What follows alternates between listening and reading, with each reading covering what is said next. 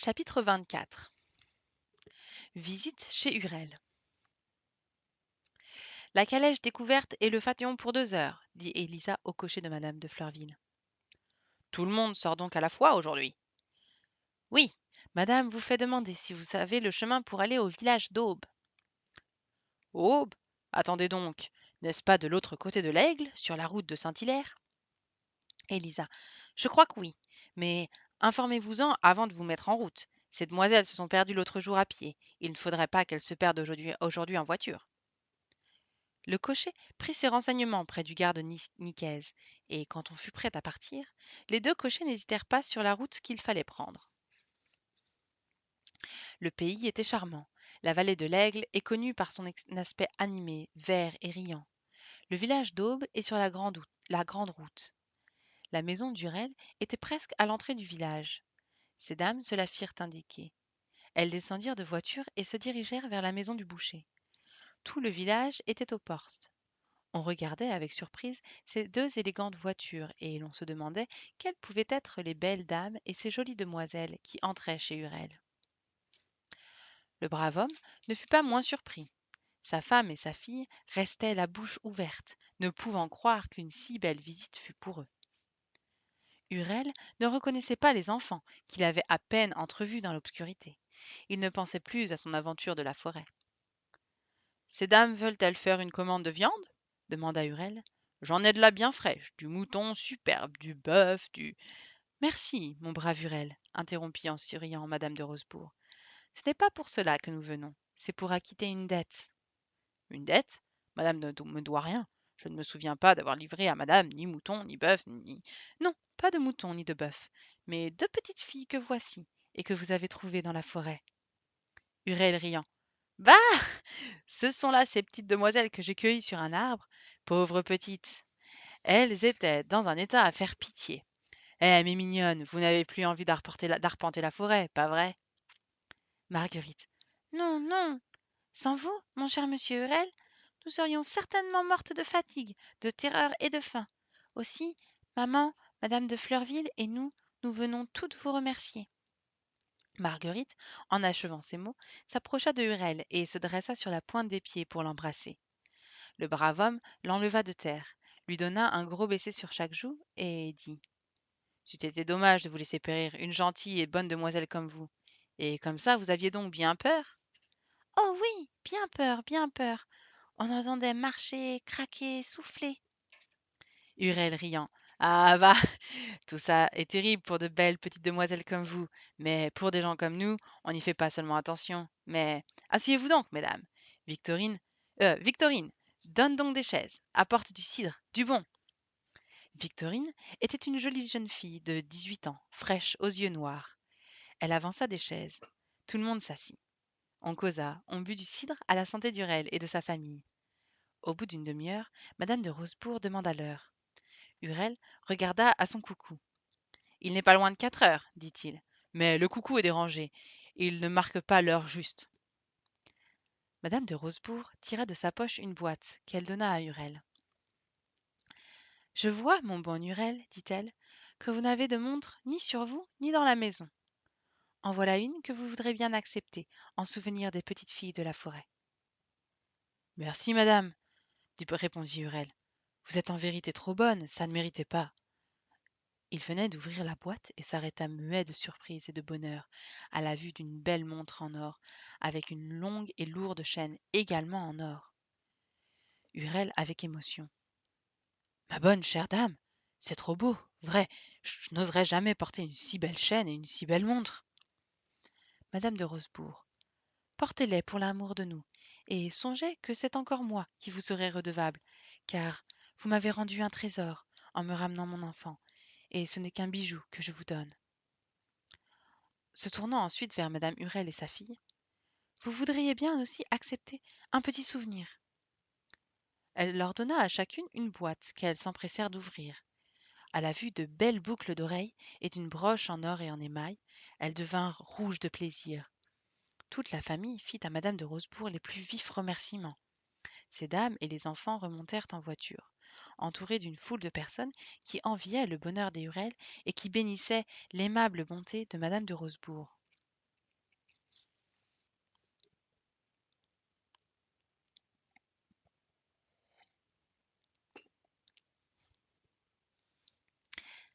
Chapitre 25.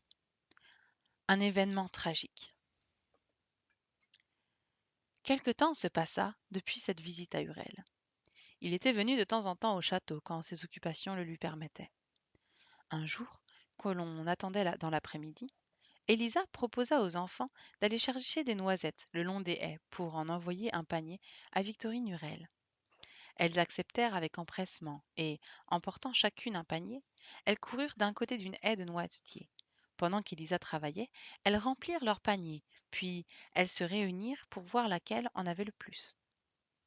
C'est moi! C'est moi! Non, c'est moi! Je crois que c'est moi! disaient-elles toutes quatre. Marguerite. Regardez donc si ce n'est pas mon panier qui est le plus plein. Voyez quelle différence avec les autres. Camille et Madeleine.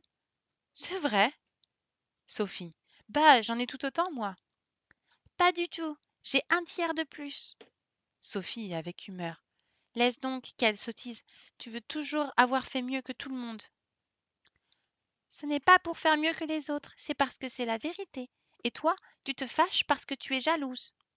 Ah, jalouse de tes méchantes noisettes. Oui, oui, jalouse. Et tu voudrais bien que je te donne mes méchantes noisettes. Sophie.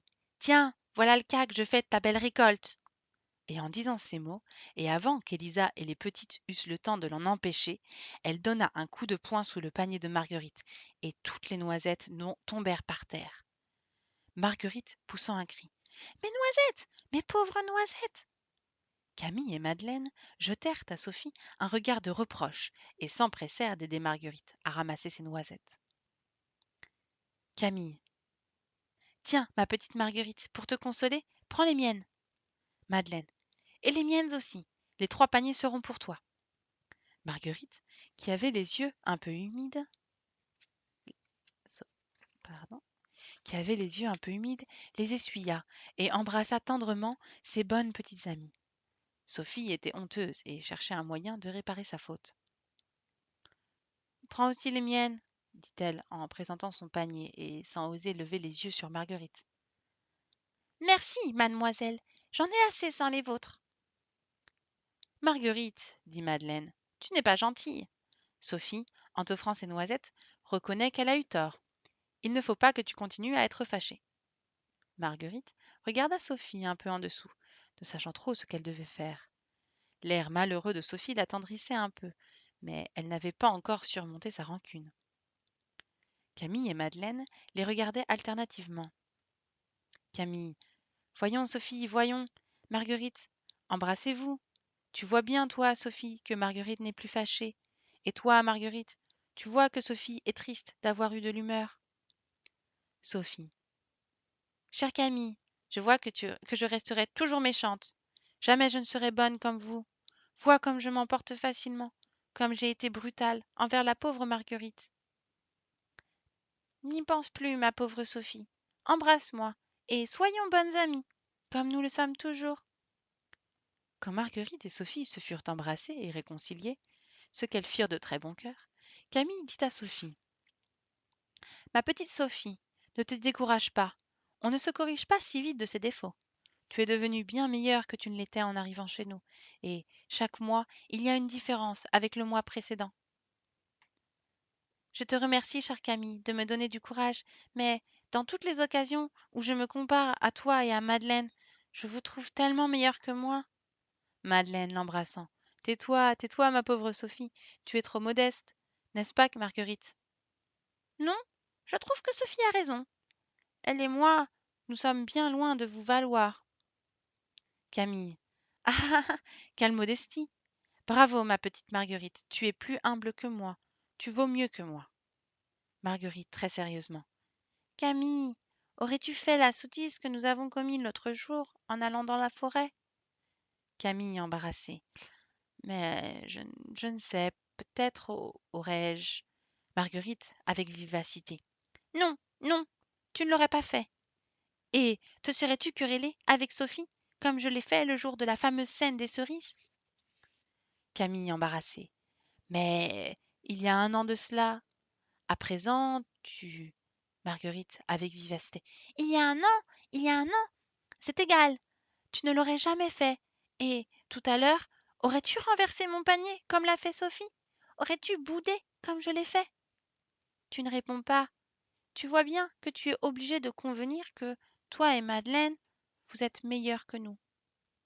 Camille l'embrassant. Nous sommes plus âgés que vous, et par conséquent plus raisonnables. Voilà tout. Je pense que je me prépare à faire ma première communion.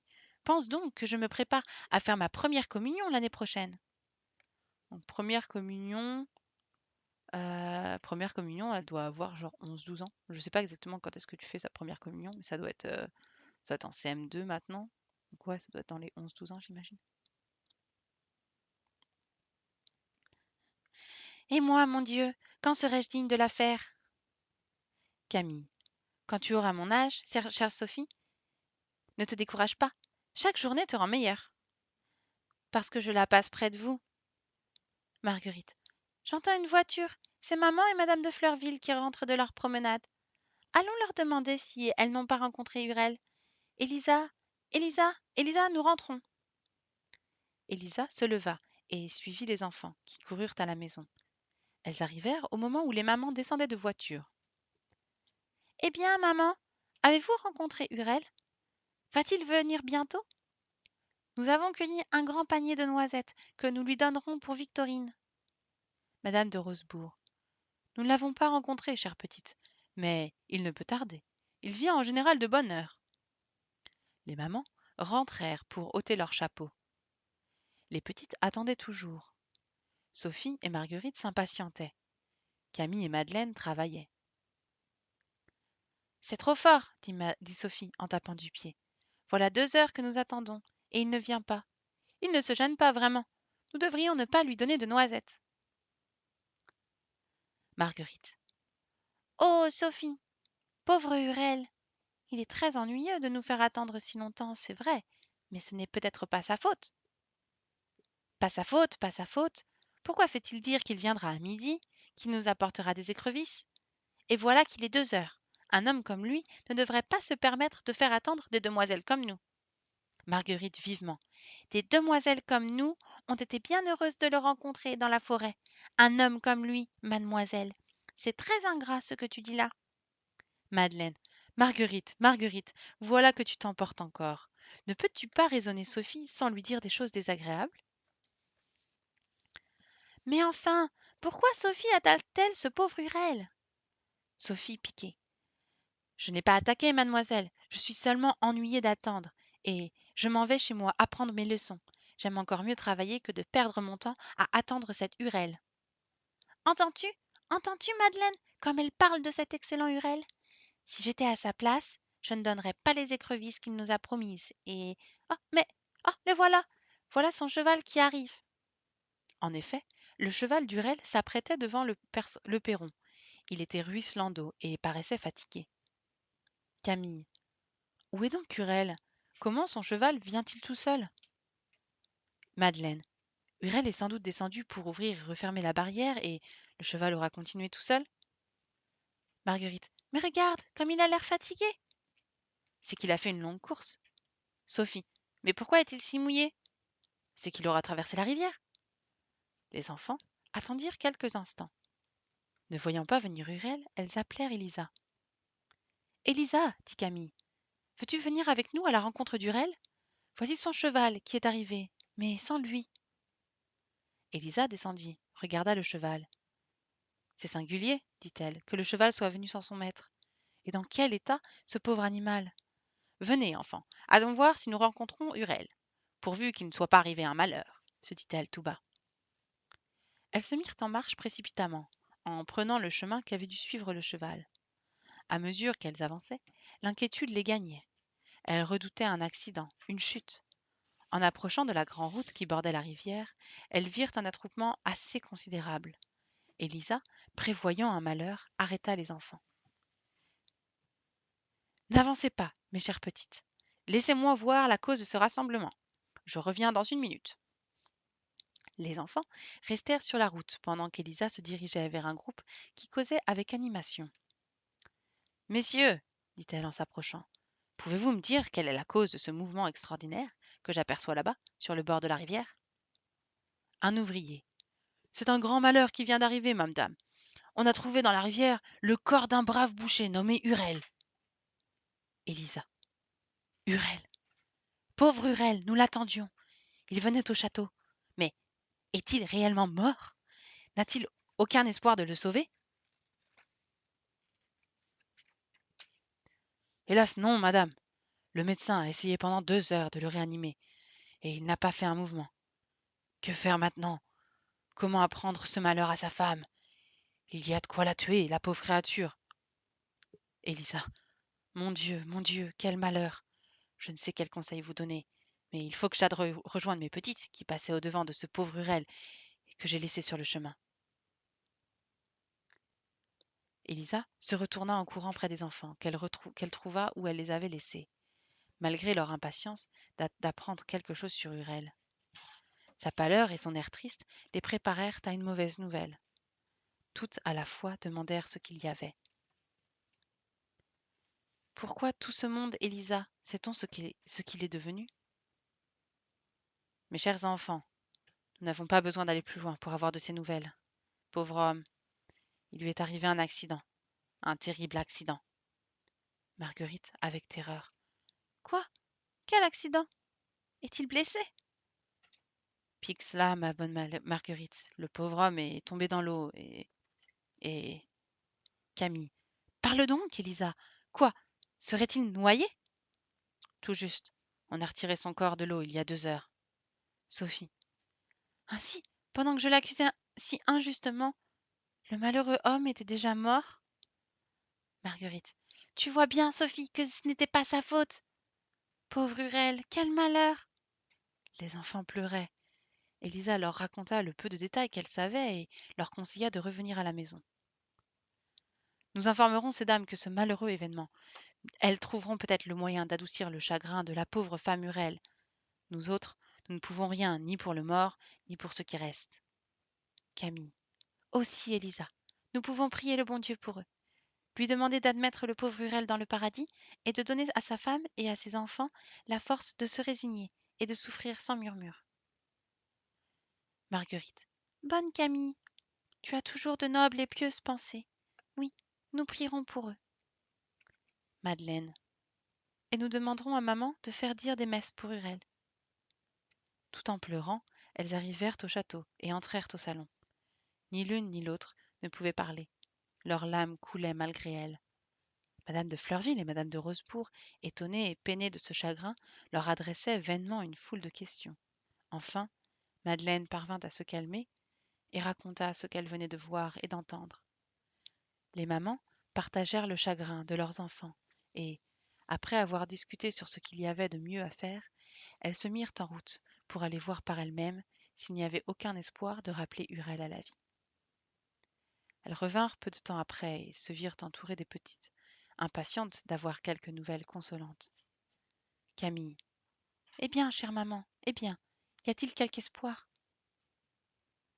Aucune, mes chères petites, aucun. Quand nous sommes arrivés, on venait de placer le corps froid et inanimé du pauvre Hurel sur une charrette pour le ramener chez lui.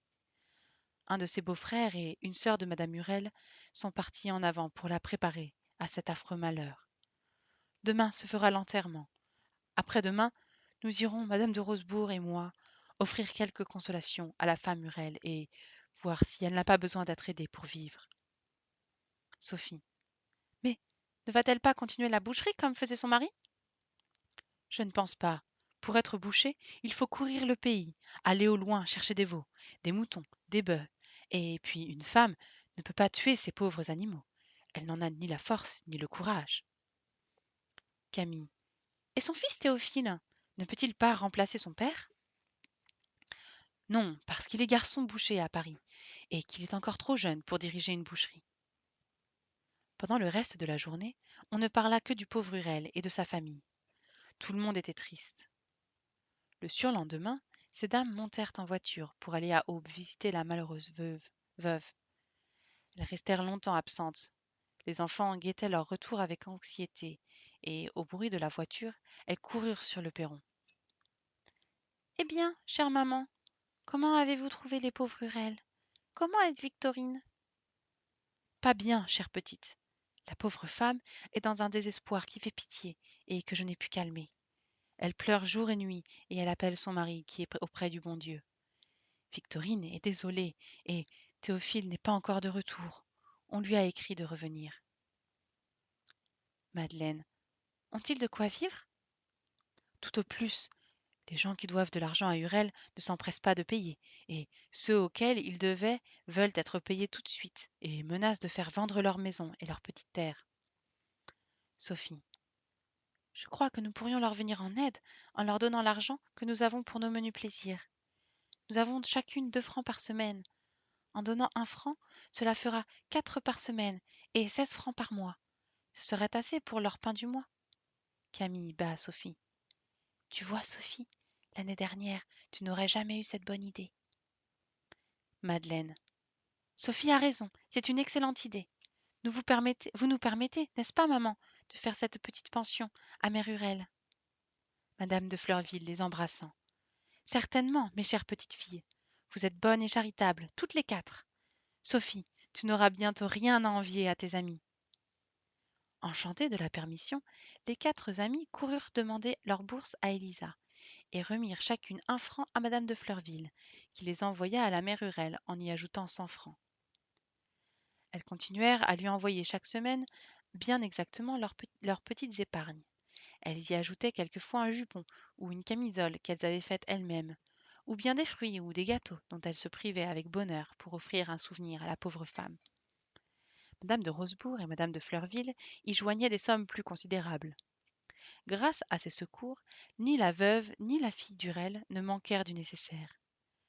Quelque temps après, Victorine se maria avec un brave garçon, aubergiste à 2 lieues d'Aube, et sa mère, vieillie par le chagrin et par la maladie, mourut en remerciant Dieu de la réunir à son cher Hurel.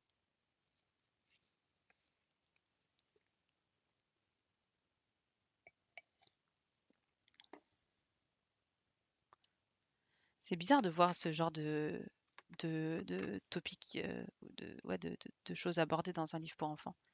C'est quand même quelque chose, je pense pas qu'on verrait ça maintenant dans un livre pour enfants de nos jours. Mais après, ça faisait partie de la vie de tous les jours, donc ouais, c'est assez normal. Laissez-moi regarder.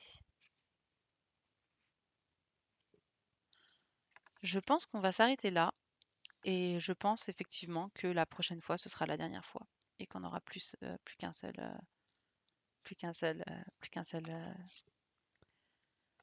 une seule session pour ce livre et puis ensuite on verra ce qu'on fera. Merci beaucoup d'avoir regardé et puis bah, moi je vous dis à bientôt pour une prochaine vidéo. Bye!